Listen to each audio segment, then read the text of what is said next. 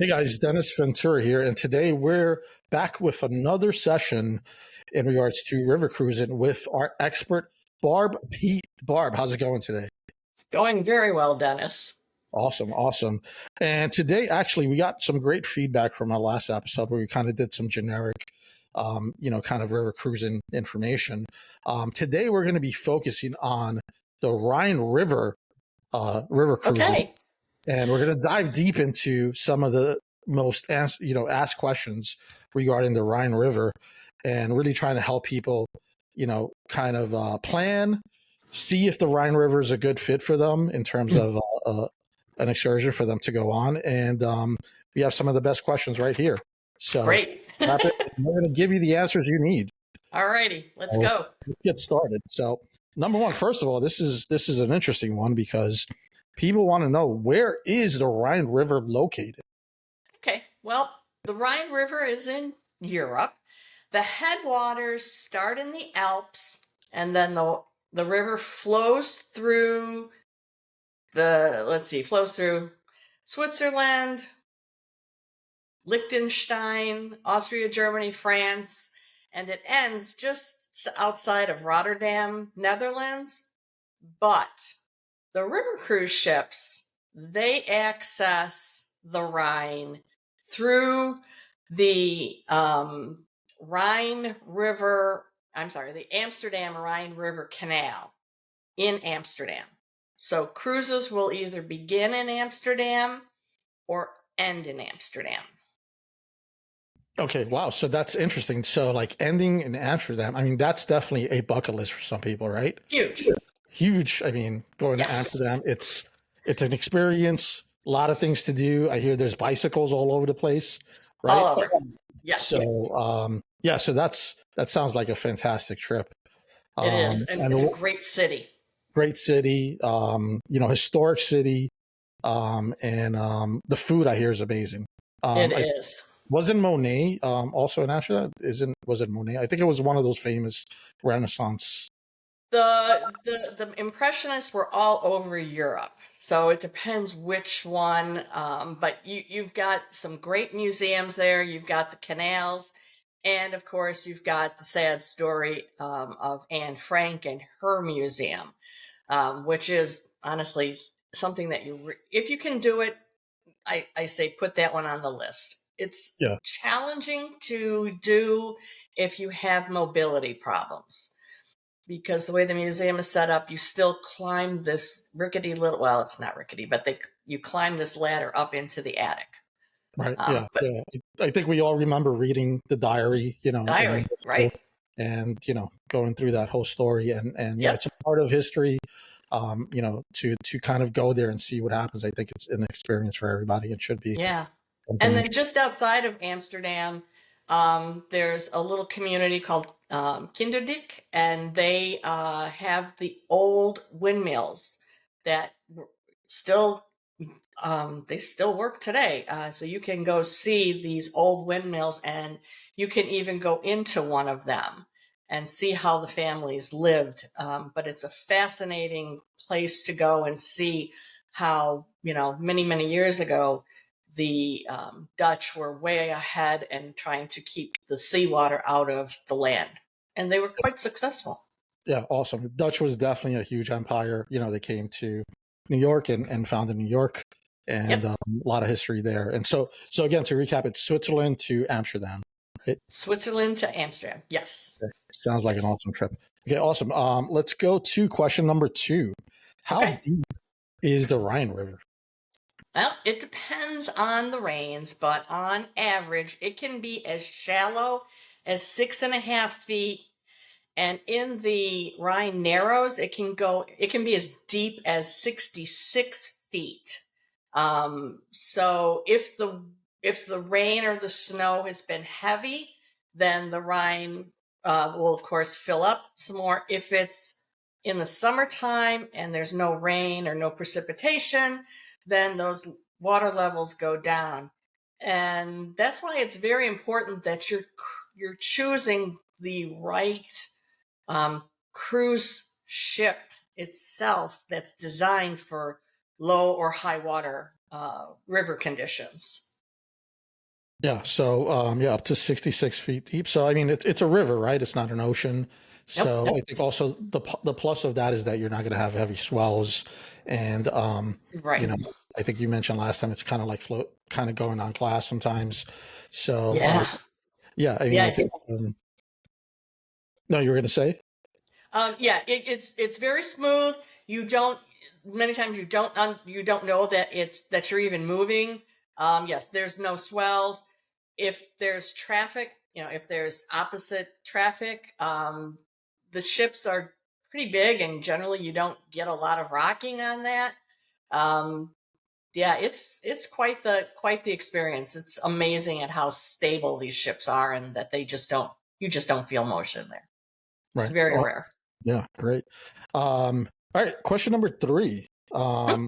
How many locks are on the Rhine River? And I would say for those that didn't watch our last episode, what is a lock on a river? Okay, a lock is where it's a system of managing the water so that a ship will enter the lock, and then it will say that it's going to fill that lock with water to raise it to the next level. And then the ship continues down the river, and then it'll reach another lock, and that ship may have to drop down a level.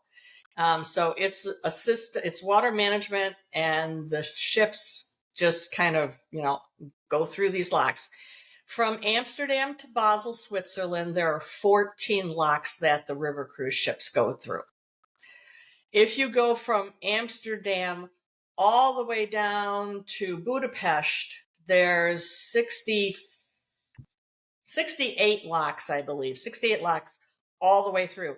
But that encompasses not only the Rhine, it encompasses parts of the Main River, and the Danube river as well as some of their tributaries.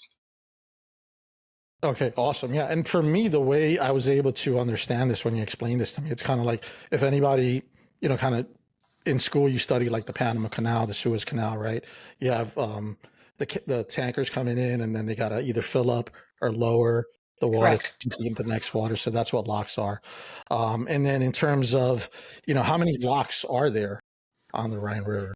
So there's 14 locks from Amsterdam to Basel, and then if the ship transits from Amsterdam all the way down to Budapest, there's 68 locks.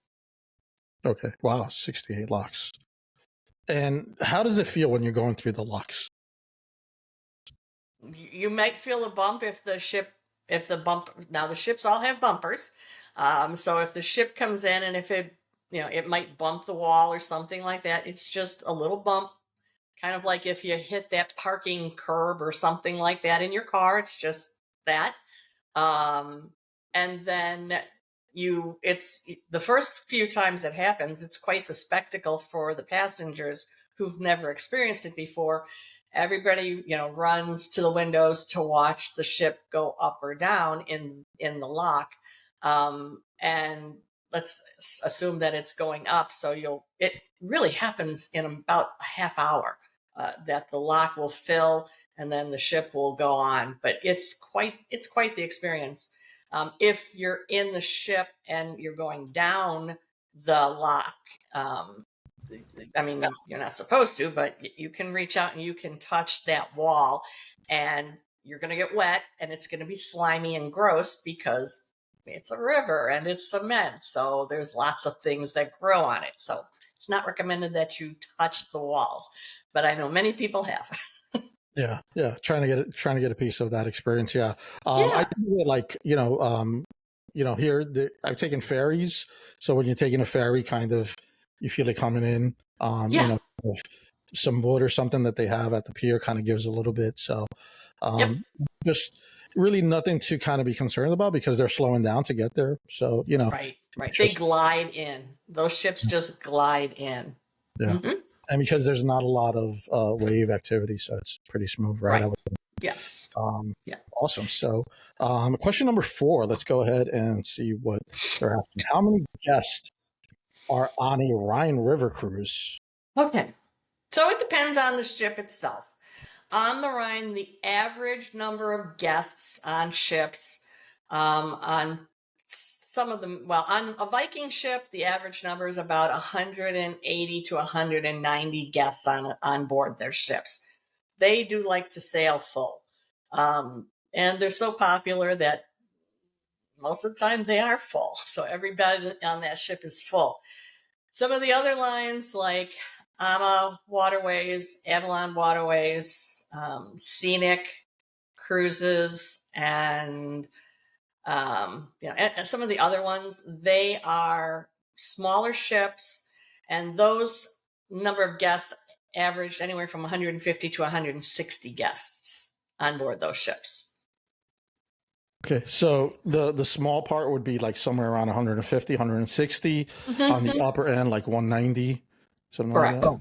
Okay, so that's still pretty. I mean, it's compared to an ocean liner, right? I mean, an ocean liner, Yeah, which are thousands. thousands of people on there. I mean, Yeah. I was watching somebody, they were on MSC, I think it is, and they were saying this is a 20-deck cruise ship, 20 decks. Taller than the Statue of Liberty. So yeah, I mean, it's definitely. I mean, I was actually thinking about this the other day after our last conversation, where it's like, this is almost like kind of yachting a little bit, maybe a little bit larger, right? But like, it is larger than the yachts. There are yachts that sail.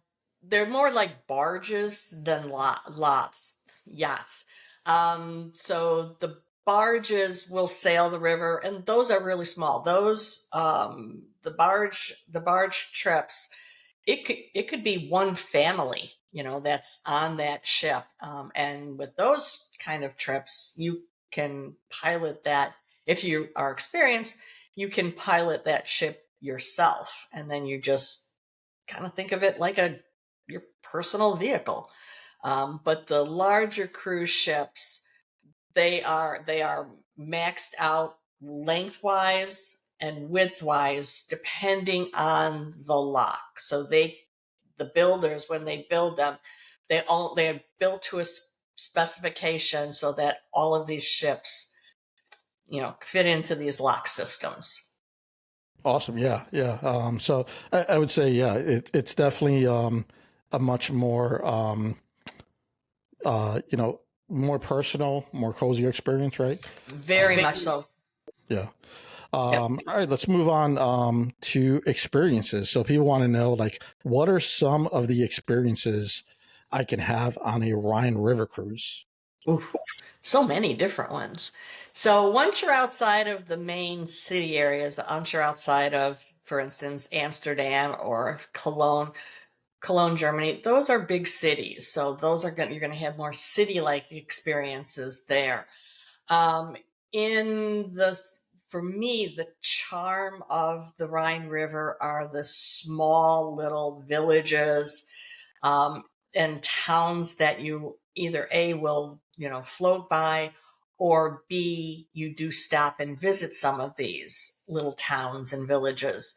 Some of the experiences that I've had wine tasting in some of the vineyards, and the vineyards are not like we think of vineyards when we think of like California vineyards where there's rolling hills.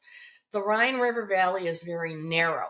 So the vineyards are very, very, they're very steep. And I don't know how they pick the grapes without falling off of this hill, because it is so steep.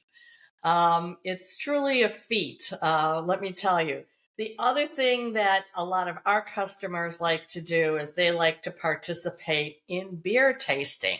And of course, the country of Germany is famous for their beer, as is the Netherlands too. The Rhine River Valley is dotted with castles, and those castles were actually, when they were built, were toll booths essentially.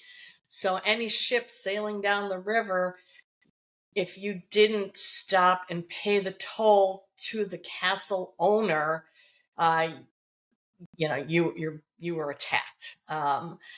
So there's quite a few castles in this area, along the river.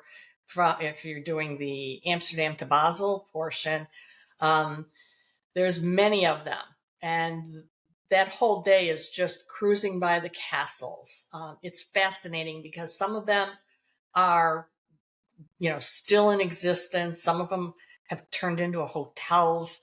But Napoleon, back in his day, he basically capitated quite a few of these castles because he did not want anybody else taking money except for his kingdom.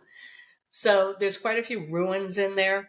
You can hike ruins in some of the locations. Um, Biking through the mountainside is something that a lot of our more active cruisers like to do. The cruise ships, they have bikes on board, and you can take an excursion with a guide and maybe bike in a vineyard, maybe bike up to some castle ruins. Um, let's see, obviously, the with vineyards goes the wine tasting.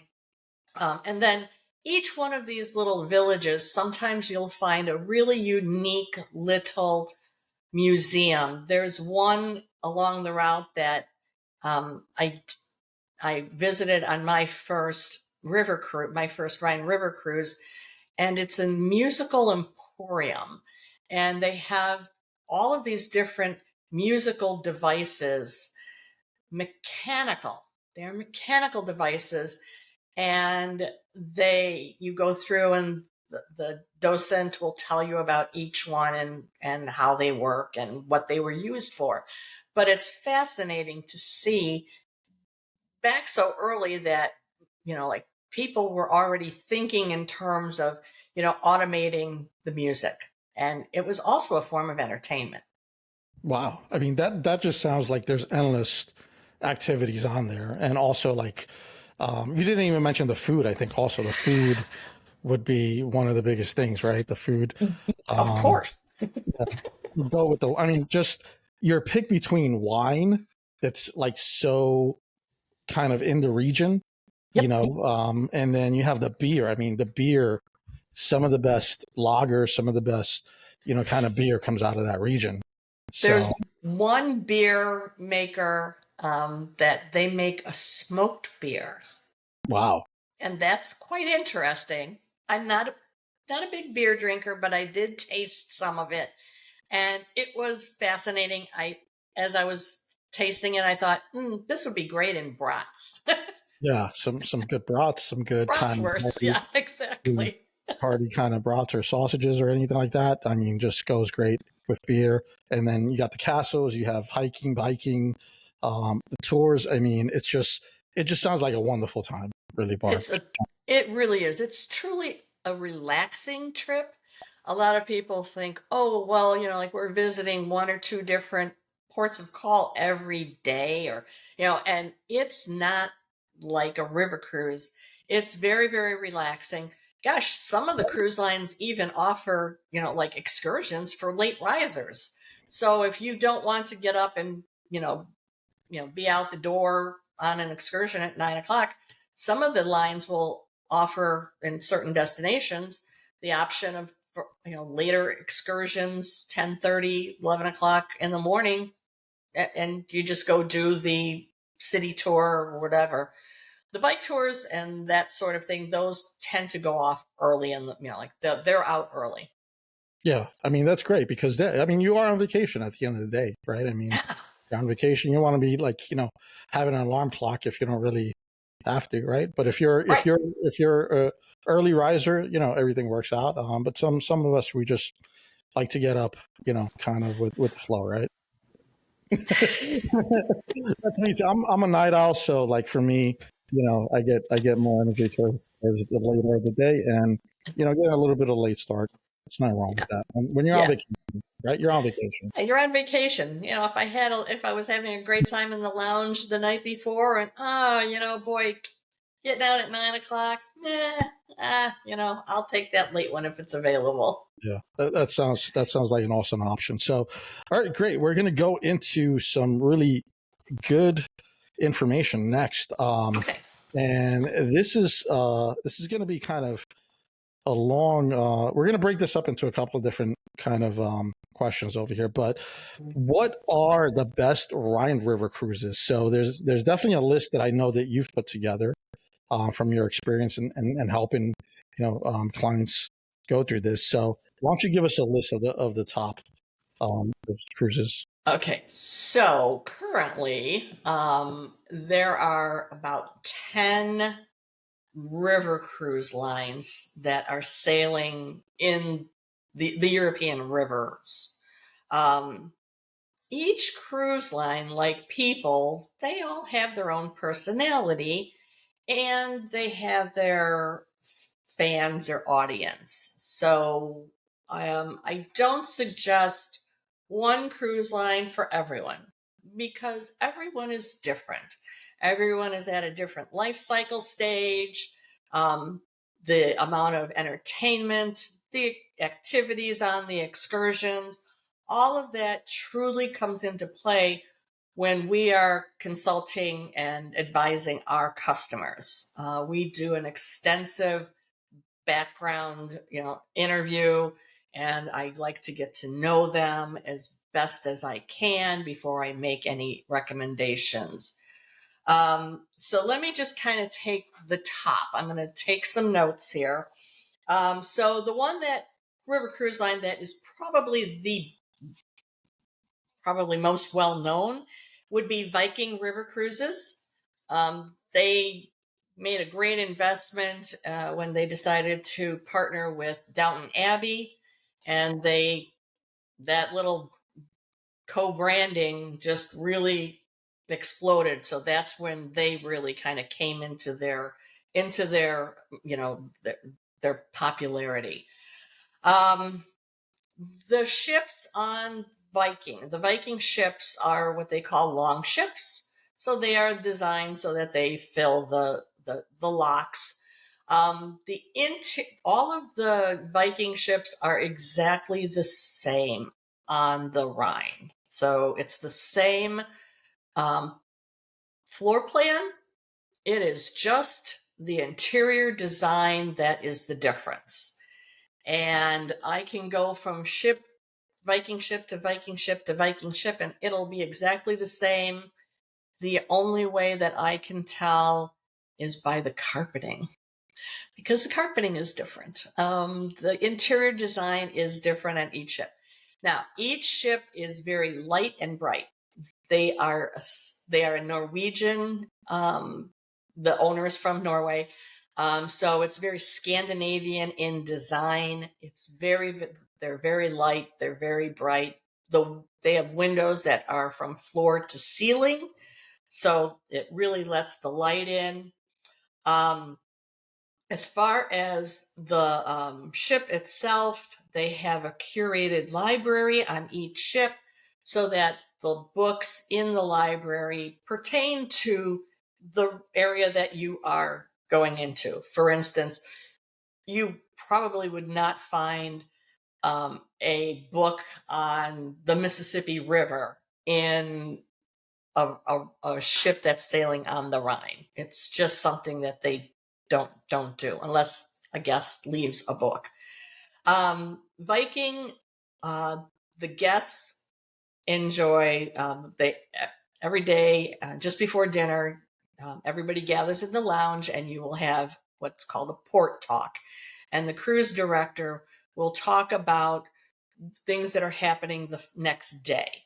And then that gives you an opportunity to ask any questions if you want to ask questions of of the cruise director.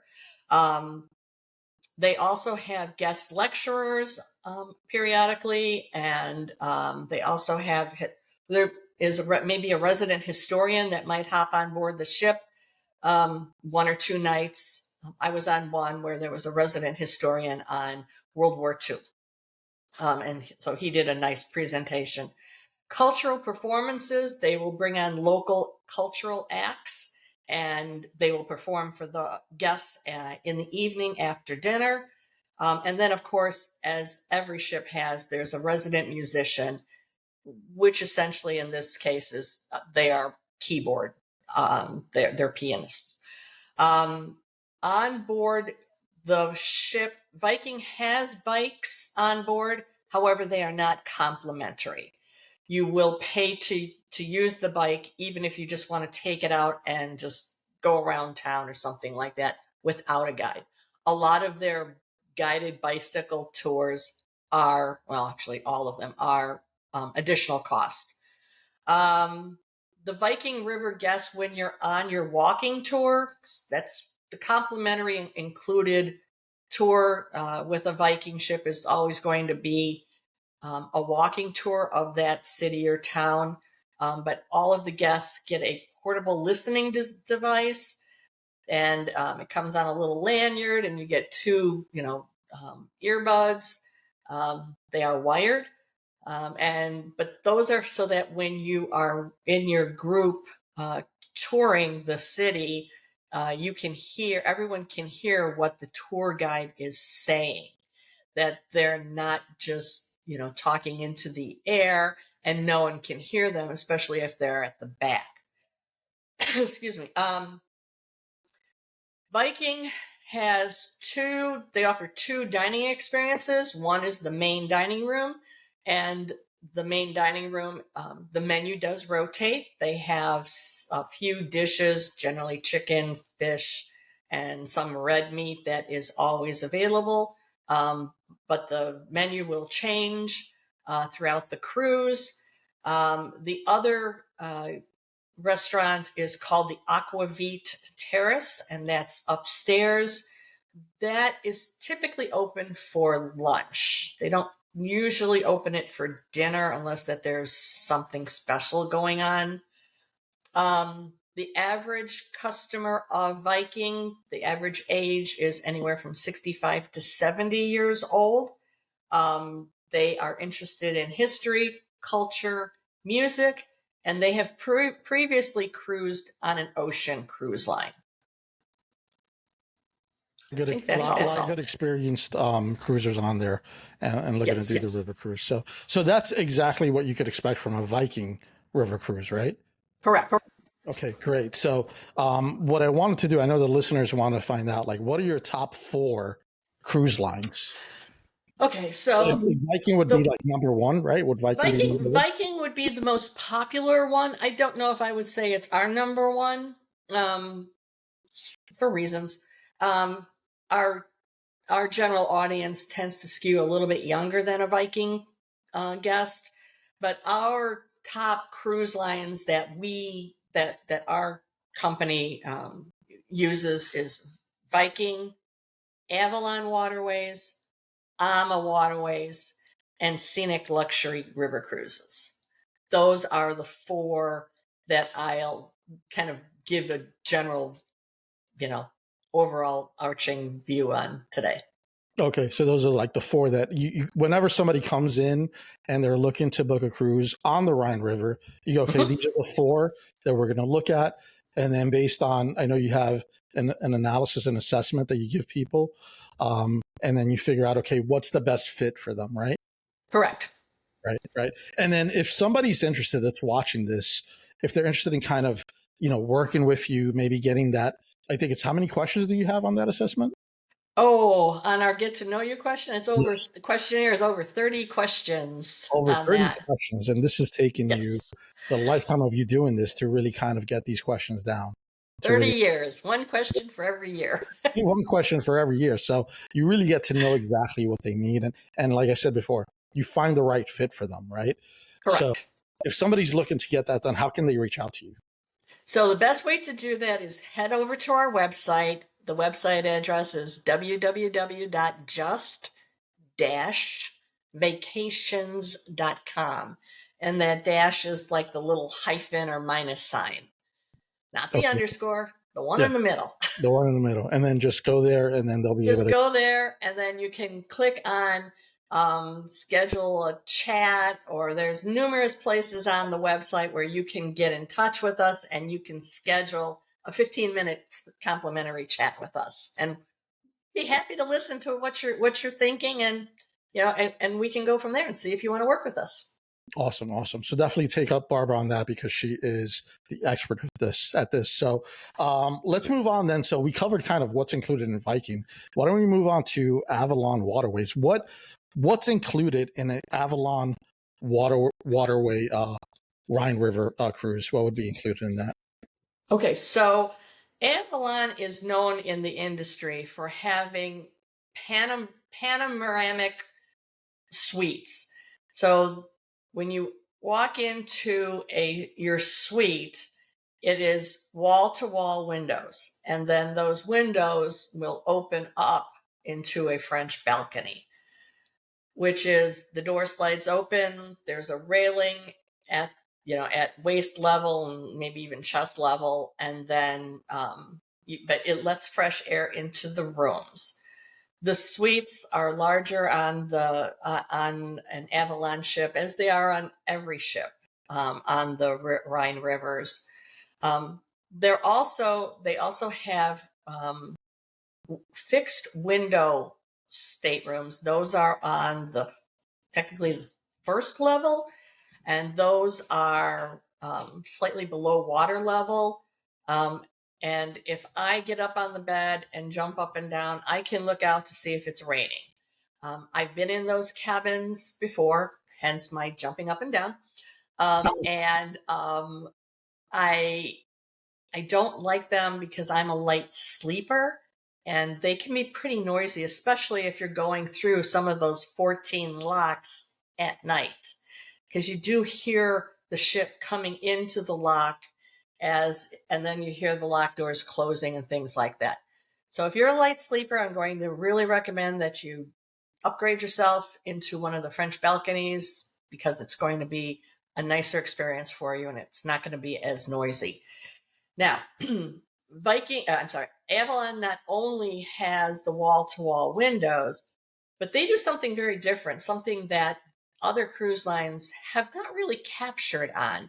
And that's when they were designing their ships, rather than having the bed face the wall, the far wall in the room, they pivoted and their beds face the windows.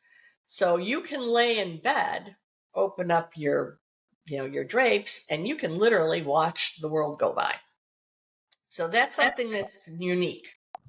Yeah, I think that's a great feature. I mean, I would say, if you're going to do one of these cruises, go for it. I mean, this is what you've been working for. This is what you kind of save up for, kind of think of, get the full experience. It's worth it. Yeah. Yeah. It's chances, like you have to ask yourself, am I ever going to go back again and do this? If you are, okay, great. Or I would suggest that you upgrade yourself on the first one, and then you could say, well, it didn't really make any difference to us, but very few people say that, because there's more French balcony rooms than there are any other rooms on these ships. So if you're going to upgrade yourself on the first one, come back, and then you can make a determination if you want to go into that first level, fixed window rooms. Now, Avalon, their core customer, tend to be a little bit younger than the Viking. Their average age customer is 60 years old, and they are active. They like to, walk and hike and, do bicycle excursions, things like that. But they are not the kind of person who is over the top fussy. They're kind of easygoing and laid back. I've sailed Avalon as well, and they're very nice as well. I am thinking about going on another one actually this year. So their experience, their ships are the same size. Their number of people, let me look at that, is, I think that they're in the smaller category. So they're about 152 to 160 people on there. 166 is the most number, most people on board on an Avalon ship. Now, Avalon Viking gives you the walking tour. Avalon, you would get your choice of up to three, a choice of from three excursions in the at a port. So let's say like you're going into Cologne, you might take the walking tour. You might do a wine tasting, or you might do a biking experience, something like that. You would get your choice of one of those three instances, those offerings. Then they also have something that is, they call them active and discovery cruises. And these are are throughout their entire European fleet. They are, again, those are more active and discovery. You're going to be more active, or you're going to be discovering more things outside of generally the immediate city center. Those active and discovery shore excursions generally are not the city tours. So it's going to be something unique. It could be pretzel making or something like that. It's something really different. Avalon shore excursions average 24 people per group. Viking average number of people in a shore excursion group is 25 to 40 people.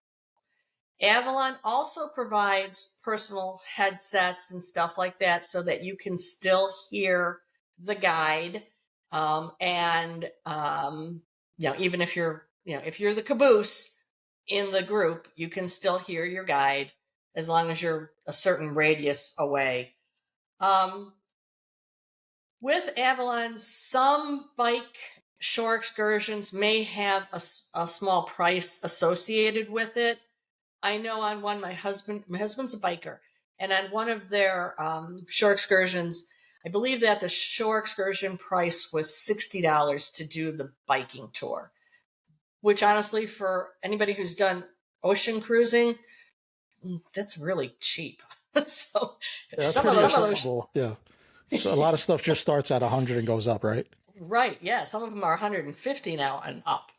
Avalon offers 4 dining experiences. Of course, they have the main dining room where menus also change. Beer and wine with lunch and dinner. They have the Sky Grill. They also offer room service 24 hours. And some of their larger ships, the ones that have the 166 maximum number of people on board, they have a little restaurant called the Panorama Bistro.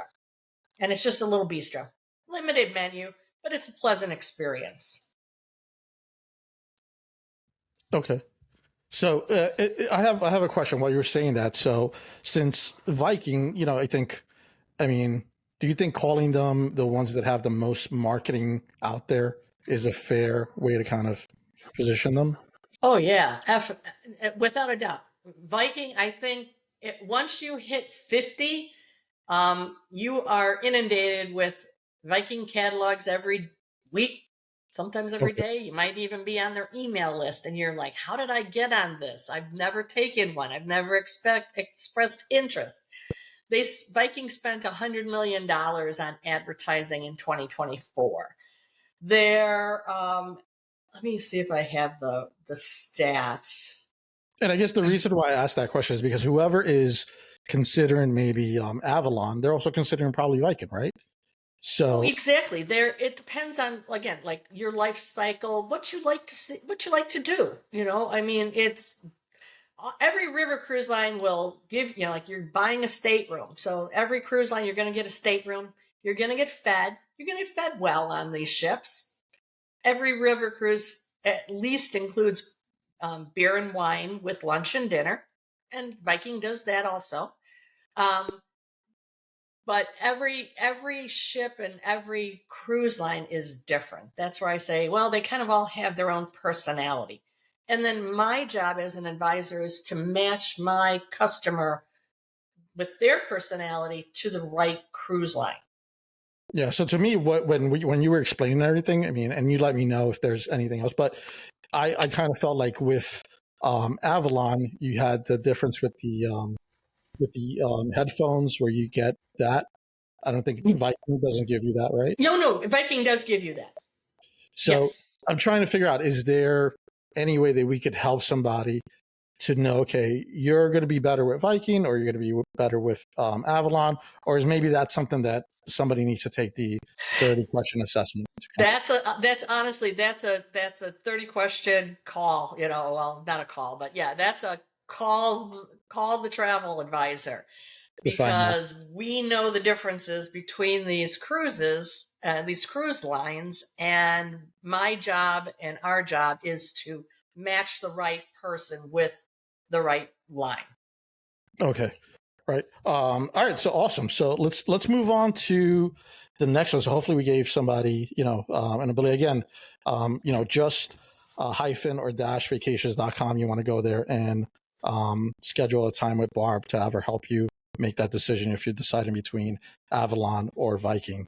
Let's go on to AMA Waterways, right? Okay. Yeah. Let's do AMA. So All what's right. included in an AMA waterway cruise? Okay, so AMA is known for exceptional food, active options for sightseeing, hiking and biking, and attentive service. I've been on several AMA cruises as well. My other guests are also active couples, and they are very culinary minded individuals. So these are the foodies. Like I said, every cruise line feeds you very well, but it seems like my foodie customers really enjoy AMA. They also have beer and wine with lunch and dinner. AMA does a cocktail hour. So right before the hour before dinner is cocktail hour. So you can go down to the bar and you can grab a cocktail on the ship. They're not going to bill you for it. AMA, they offer some really different types of experiences with their shore excursions. You will have at least 3 choices in every port. If the ship is in port all day, so let's say that it arrives early in the morning, you might, if it's offered, you might be able to do 2 shore excursions in one day. So you do the morning excursion, come back and have a lovely lunch on board the ship, and then head out for an afternoon excursion. Okay, that's one thing where they're different.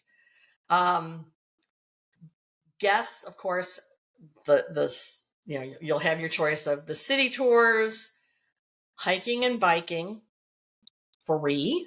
They do not charge for bike usage. If you are not, if you don't want to take the bike on the excursion, you can ask if you can take the bike on your own. If the bikes are not all, reserved for guests going on the excursions, of course you can do that. You can, take the bike out. And my husband has gone out and he said, well, I'm going to go bike down the river. And he's biked down the river, and then he's caught up with us at the next port of call if it's one of these like 2 stops in one day kind of thing. They also offer culinary tastings. Again, you're going to, find wine and beer tastings. You might even, go to, some bakery and, taste some things that is local specialties there. Historical landmarks, again, the castles and things like that for the Rhine. Yep. City tours, I think I mentioned. They also offer the excursions for the late risers. Their shore excursion groups tend to be smaller groups. So it's usually 12 to 20 guests. They also provide the personal listening device for their guests so that everyone can hear the local tour guide.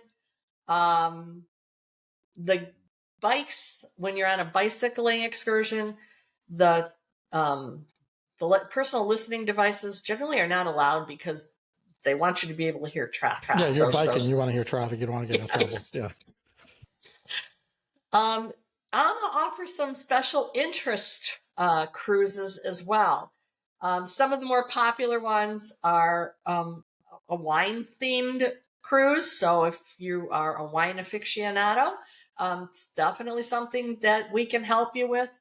They offer beer themed cruises as well, wellness cruises. They have a spa on board, and they have a person on board who is a fitness instructor, and they will conduct fitness classes. You might even be able to go someplace else and do something locally. Maybe go to a different spa, or go do yoga. Like in the middle of a castle ruins or something like that. They also, this is something that's new for them, is golf. There's quite a few people who now want to take golf, and they will make arrangements for you to do some, play around at local courses. Let me see. Let me check my list here. No, I was going to say that golf is a really big one, because the one thing, and I started playing golf a couple of years ago, but what makes golf so interesting is that you can actually play on the same field that the professionals play on. So that's like a big attraction, right? Like, you can't go into Yankee Stadium and play, a game with your friends, right? You can't go into a football stadium and play on the same field. But in golf, Right. you can actually play the same course that the professionals play and see how you match up. So that is a huge, huge benefit if they have that. That sounds fantastic. Now, in an industry first, Oh, the okay. Alma Magna has, drumroll, a pickleball court on Wow. board. That's huge. That's very popular today. It is. So if you like playing pickleball, we can do a pickleball themed group cruise for you. So if you are on a team, or if you're in a league, this is something that we can definitely work out, and you can play pickleball on the ship. And it's a pretty good court. I was really surprised when I saw it. Now, the Alma Magna, though, unfortunately, she does not sail the Rhine. She's too wide. So she's a Danube cruise. But still, if you want to do the Rhine 1 year, and then 2 years from now, or next year, go ahead and book that that pickleball ship. There's another one that's going to be coming in a couple of years as well. Dining experiences for Mama. They have up to 4 dining experiences. Of course, the main dining room, where the menu rotates and the wine will change as you traverse the different regions. They will serve light meals in the lounge. They also have room service, and they also offer what's called the chef's table. And this is a unique little restaurant. It's where you will watch the chef prepare your meal. It's an open kitchen concept. Everybody on board the sailing will get an opportunity to dine at the chef's table. You can make if you have a specific date in mind. For instance, let's say you're celebrating a birthday or an anniversary or a retirement, and you want to celebrate on a certain night. You can ask the cruise director to make a reservation for you on that certain night. If you don't really care, but they will assign you a night that you can go in, and you can have your meal there. It's quite an experience. It's very nice. It's extremely popular. My clients just love that. Yeah, and I think with the chef one, and I've actually done that, once or twice before in the past, a couple of restaurants. The chef actually comes at the end of the meal, right? And spends some time with you. You're able to kind of talk about the food, the pairings, kind of the ingredients. It's just like, really, for a foodie, it's an experience that you really kind of get so much out of it, not just the food, but the experience. I mean, Exactly. it's definitely a great experience to add in your cruise vacation. Yeah. Let's see, Ama. their average age customer is 61, but very active, 61 years old. And AMA Waterways in 2025 was rated number one as having the highest repeat guest ratio. So that means that people sailing on AMA have sailed them previously and enjoyed the experience and then have come back. We have clients who have sailed them 4 or 5 times. Sometimes I have one couple who we're looking at number 6 for next year.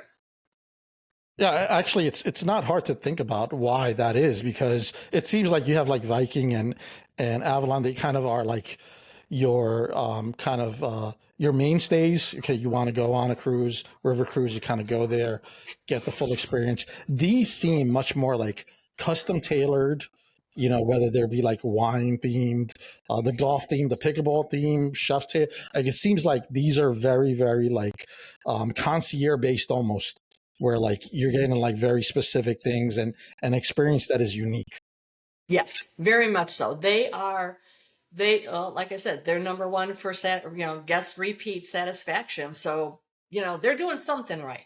If they're getting people to come back, they're doing something right. And a lot of people, they're kind of under the radar right now. A lot of people don't know about them. So it's a great time to go ahead and book that AMA Waterways experience with our company, Just Vacations, in Hanover, Pennsylvania. Um, and yeah, it's truly, it's a great experience. And it's relaxing, and the staff on board is phenomenal, just phenomenal. Sounds amazing. Do they have anything specific around the holidays? Very much so, yes. You have Christmas market cruises. Those will generally start late November, and then they end right before the Christmas markets in Germany. Their last day is December 23rd, essentially. There might be a couple that are open on December 24th, but Christmas in Europe is really celebrated on December 24th. So the markets, it's a great time to go. It's lovely to see these adorable little towns all dressed up, twinkling lights, and the smells that come from the markets with the spice nuts, and just like it's truly for me, it's one of those bucket list things to do. Yeah, and the holidays. Yeah, I mean, if you want to make it one of those special holidays that you remember and kind of share with your loved one or your family, then sounds like that's just the epitome of a Christmas vacation. Yeah, Yeah, it's pretty. It's so yeah, pretty. yeah. Let's go to our last um, cruise line, Scenic Luxury Cruises. Scenic, yeah. So their name is perfect. Scenic Luxury. They are luxury. They are an upscale line. They are perfect for the traveler, the cruiser who wants to be fully pampered and have a high-end experience. They are an all-inclusive cruise line. So you're going to have everything from gourmet dining, premium beverages. You're going to have a butler. They have different excursions as well that you can choose from. Those also are all included. Those aren't any extra costs, just like Avalon. I'm sorry, just like AMA is. Um, so you're going to get generally three choices on average in each different port. If it's a smaller port, well, there might not be that many things to do, so you might get two choices. All of these cruise lines give you Wi-Fi, so it's not. It's they're all kind of on the same level as that. Staff gratuities with Scenic, those are already included. You don't have to worry about paying gratuities to anyone. And if you are flying in on the day of that the ship will leave, or if you're flying out on that morning that you're leaving the ship, Scenic will go ahead and they will take care of the airport transfers for you. If you're coming in early to the city that your cruise will start from, generally the cruise lines don't know where you're going to be staying unless that we're booking a hotel with the cruise line. Then if we're booking the hotel with the cruise line, then the transfers are included. Um, if we're booking the hotels separately, they don't know where you're going to be staying, so we just handle that little transfer for you. We just get the transfers for you. They are another excellent choice for someone who's looking for an all-inclusive experience. Their ships are also beautifully designed and decorated, very nice. I was on one of the Scenic ships in March, and our little group, it was a travel agent group. We had a Bridgerton themed party, and the ship was gracious enough to allow our organization to come in and decorate their lounge to simulate the Bridgerton era, and everyone was in costume and things like that. And it was lots of fun. Wow, sounds really cool. Yeah. So, yeah. So, does that cover everything with Scenic? No, so Scenic, they include up to 5 dining experiences. Of course, they have the main dining room. Then they have an Italian dining room. They have a casual cafe, and room service. That's for the main guests. Now, I did say up to 5. If you are booking into a stateroom of a certain category, Scenic will offer those guests a invite only invitation to a dining experience reserved for only 10 guests. And that there's certain qualifications, number of nights, and of course the room category that you're booked into. Scenic also uses the personal headsets devices, and their ships have a maximum occupancy of 166, averaging about 159, 160 people on their cruises. Scenic. It sounds like they're number one. Like they're good for like if you're looking to get pampered, wellness stuff like that. Wait, Right. wait. One more thing. So on Scenic ships, they have a salt lounge, and you can go in and you can take your salt treatment.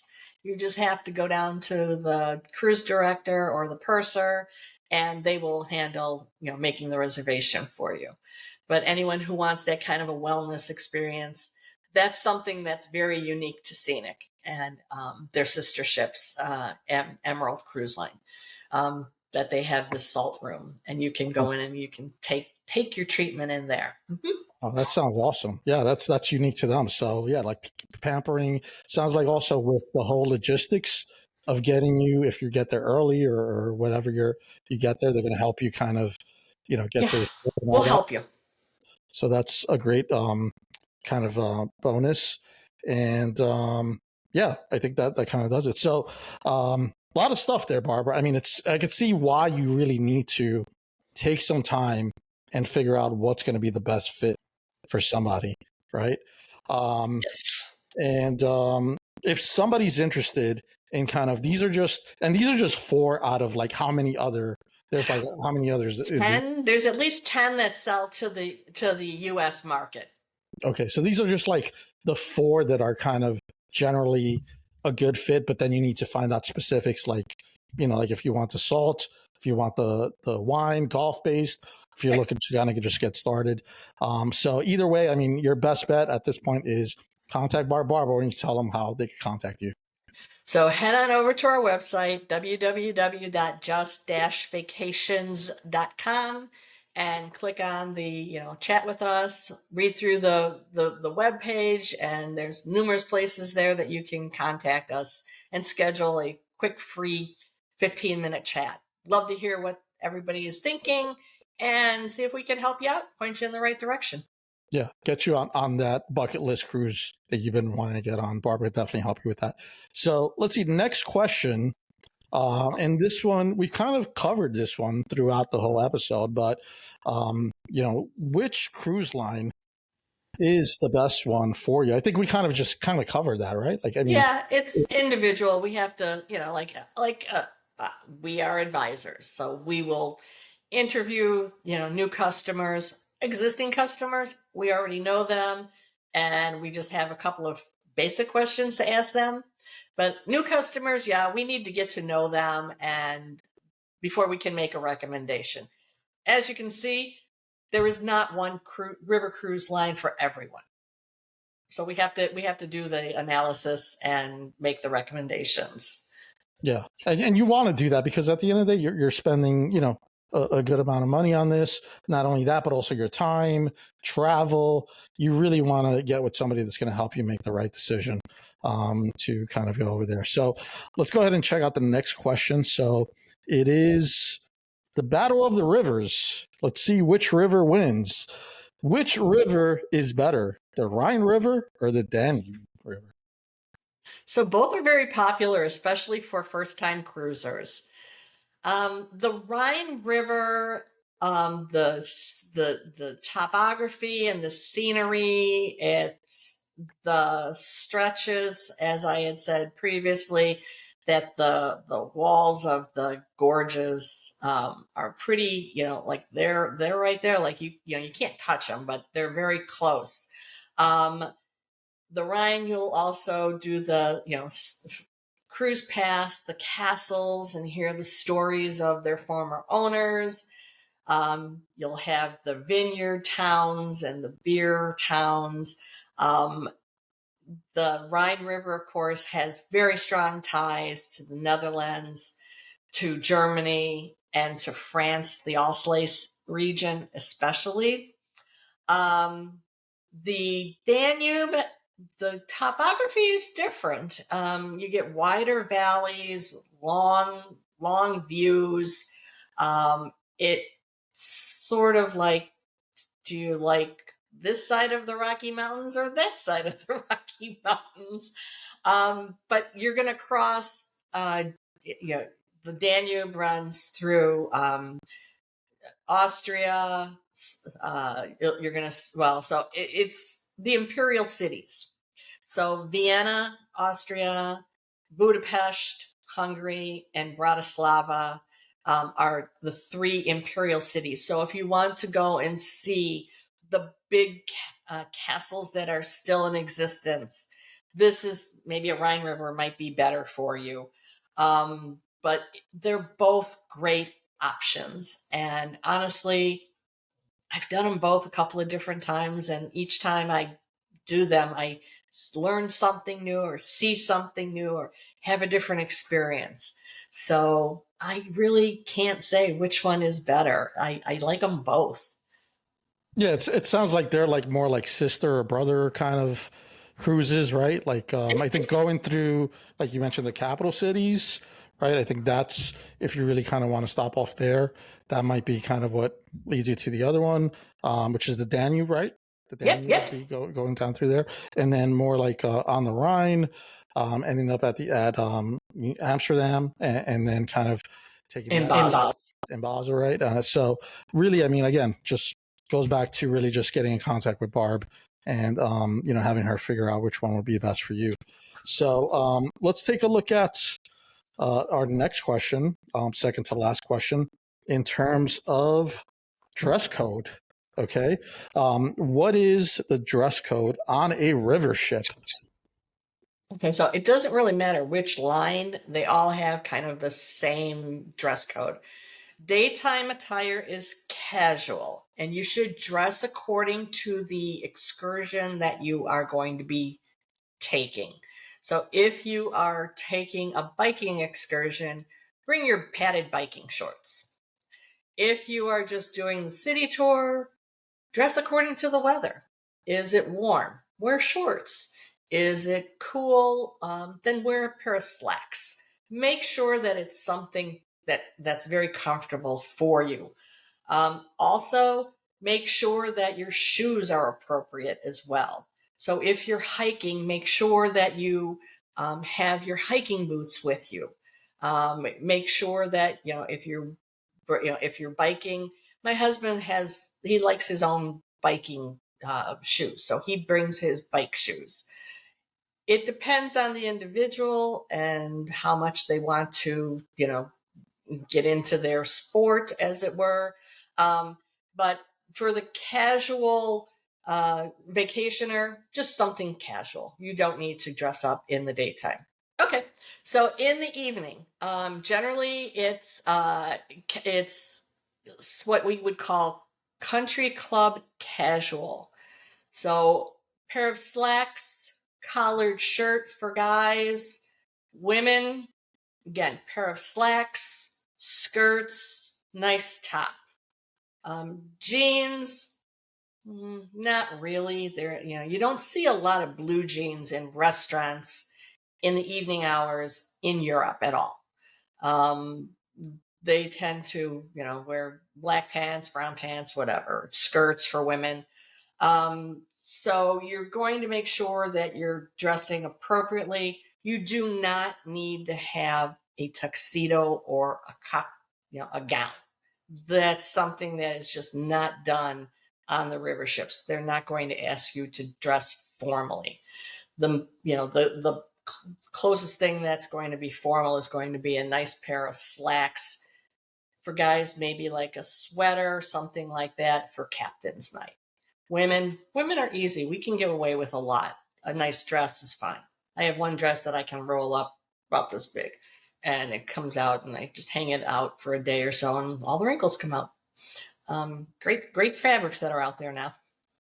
Yeah, so I think in general, like especially if you're going to go out to dinner, I think also there's nothing wrong with being a little bit overdressed, right? I mean, obviously you don't need to go have a tux, but I think that question in terms of the way you explain it, like jeans versus slacks, right? You could be just as comfortable in a pair of slacks, some chinos, something that's, very lightweight, comfortable, stretches really well. And looks good, right? You look Yes. nice and neat. You look clean, and even if anybody else is just walking around, in jeans or anything like, you're going to be presenting yourself in a respectable manner. So, and you want to kind of understand also, like, I would think also you don't want to show up to dinner in like sandals, right? I mean, Yeah, unless you're a woman and you've had your pedicure, guys just don't tend to get pedicures. In the evening hours, yes, closed-toe shoes are definitely, the norm. Um, I have seen tennis shoes in the dining room. Generally, that tends to be older people who might have some orthopedic issues. Nobody's going to bust you on the shoe thing. It's just dress so that you're presentable. You don't want to be wearing shoes that are tennis shoes that are falling apart at the seams. Just be respectful. You're eating phenomenal food. Make sure that you are dressed that way, that you're eating phenomenal food and you're not out at the ballpark eating hot dogs and hamburgers. yeah, yeah. And then in terms of just regular kind of walking around the ship, what would Casual. be? It's just casual at that point. Tennis Yeah. shoes Yeah. and t-shirts. Yeah. Yeah. T-shirts are fine during the day. I have even myself, like if I'm in a dress or something like that, and I'm like, yeah, okay, they're going to have the evening entertainment. I will go back to my room and I will change into something that's more comfortable. I will dress for dinner. Again, not formal dressing, but I will don a dress or something like that. And then if I want to take the dress off and be in a pair of slacks or something like that, I will change for the evening shows and presentations, whatever they're doing. Yep. Yeah, and then also I think also it's not like you said, you're not going to be kind of look kind of nobody's going to come up to you and say, okay, oh, right. I mean, I think everybody's there kind of relaxing to you, but just kind of like you want to anticipate just being kind of the right attire, more or less. I think that If you are truly inappropriately dressed, then yes, the staff will say something to you about going back to get, a pair of shoes, closed-toed shoes, or something like that. But usually it's going to be your fellow passengers that are going to give you the look. They're going to stare at you, like, couldn't you really have taken off that terrible t-shirt? Don't wear t-shirts with graphics on or anything offensive. That's just not. It's just not nice. Be nice. Be kind to your crew members and to your fellow passengers. Yeah, sweatpants, right? No sweatpants. Yeah, not during the evening. During the Yeah, day, fine. yeah, you can walk around sweatpants, no Yeah, problem. fine. Yeah. All right, so we've come to the last question. Let's see what it is. What are some tips for booking on the Rhine River Cruise? I mean, I think we could do a whole video on this, We but could. Barb is going to give us a couple of tips that she's learned over the years. What are some good tips? Okay, so typical itineraries on the Rhine River are 7 nights. However, some of the cruise lines will offer longer cruises, 10 to 14 nights. If you have the time, I would suggest that you consider those longer cruises because half the battle and quite a bit of the expense is flying over to Europe. So if you want to get the most for your money, I think that looking at a longer cruise, longer duration cruise is definitely something that we should consider. I just think it makes sense. Also, I think I already mentioned extending your vacation either before or after the cruise. Before, I recommend you get extend it before the cruise. So one of two reasons. One is make sure that your flight is there. If you're coming in on the day that the ship is leaving and your flight is late, that ship's not going to wait for you, and then you're going to have to play catch up. That's what we call the ship had sailed. The ship has sailed, exactly. And it's happened before, where ships, the cruises that I were on, and it was like, oh, here's somebody new that I didn't see at the get together, the meet and greet, the night before, and I will approach them, hey, hi, didn't see you yesterday, and oh yeah, our flight was late. Don't be that person. Go in 2 days beforehand. Flights are notoriously bad for on-time performances. So hedge your bets, go in a couple days early. Not only will you be arriving to your cruise in a more relaxed manner, you're not going to be hurried from the airport, oh my God, I'm going to miss my ship. But you're also going to be already on the time zone. So you're actually going to be able to enjoy the nighttime entertainment that's offered on the ship. Extending your trip after the sailing is past, do that, because if your cruise is, for instance, starting in Basel going up to Amsterdam, the cruise lines generally don't spend a lot of time at that end point.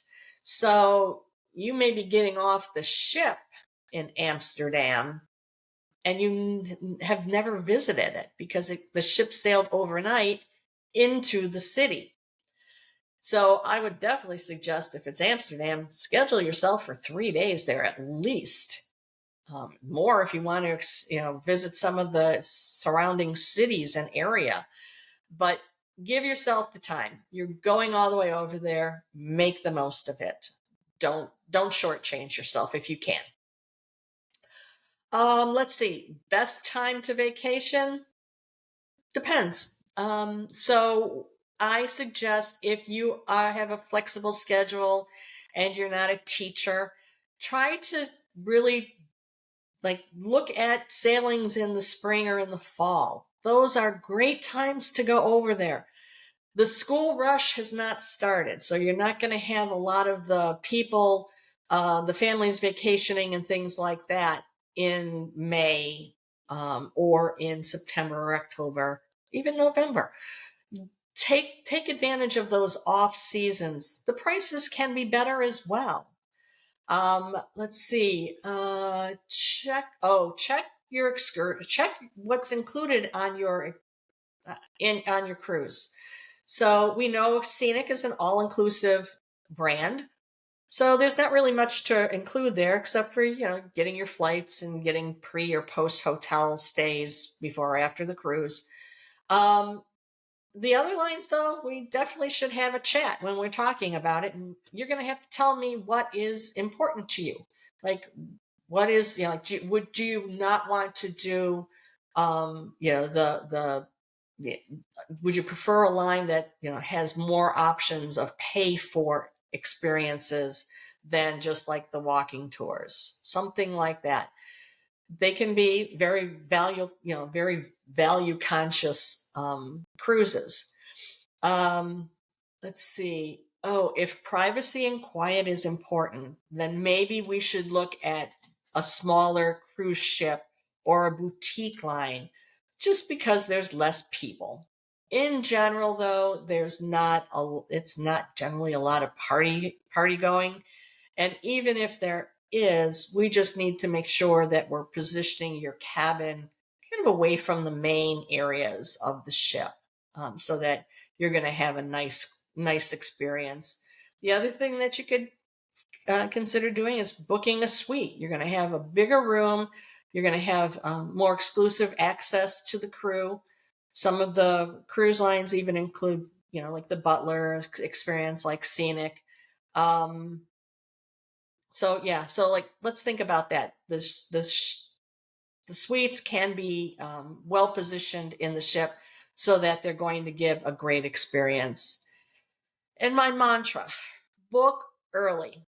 These ships are small. We're not talking thousands of people. In some cases, on some rivers, there's only 50 cabins. Exotics, there's less than that. There might be 20, 25 cabins on board a ship. So even on the bigger ships, if it has 70 or 80 cabins, those cabins sell out quickly. If you're looking at doing one of the specialty sailings, especially like the holiday markets, you'd be surprised. We're already booking into the following year because the coming year is already selling quite well or sold out in some cases. So now that you're confused, we're going to try and make this clearer for you. If you click the link below, we will send you our European River Cruise comparison chart. And you will get an in-depth comparison of each one of these cruise lines. And as a bonus, we're going to include 3 additional cruise lines that we did not cover today. So hit that link. Wow, that sounds phenomenal. So a whole comparison, which we went ahead and compared for them, and then you're going to add 3 additional cruises that we did not cover in this episode. It's going to be in there, so definitely worth it. 100% free, right? You just 100% free, no shenanigans there. Just go ahead and sign up, and you will get that delivered to your email. And then, obviously, if you are in the process of trying to book a river cruise and you do not know which one to go to, you're thinking about Viking, think about Scenic, all of them, I implore you, please reach out to Barb. Barb has been doing this for close to 3 decades, over 3 decades, right, Barb? Yes. And she's amassed an amount of experience. She knows all of the cruise lines. She knows the best times to go, where to go, who to go with, everything. So definitely go ahead and reach out to her at just-vacations.com. On there, you'll be able to schedule a call with her. You're going to talk to her directly. She's a real person. She's going to spend time with you and really get to know you and what you need to do. So I implore you again, go ahead and check her out. So Barb, it's been an absolute pleasure. Thank you, Dennis. Thanks so much for taking the time to answer these questions for everybody out there that's looking to get their dream vacation. So thank you very much. We will see you in the next one. Take care. Okay. Take care. Bye-bye. Bye.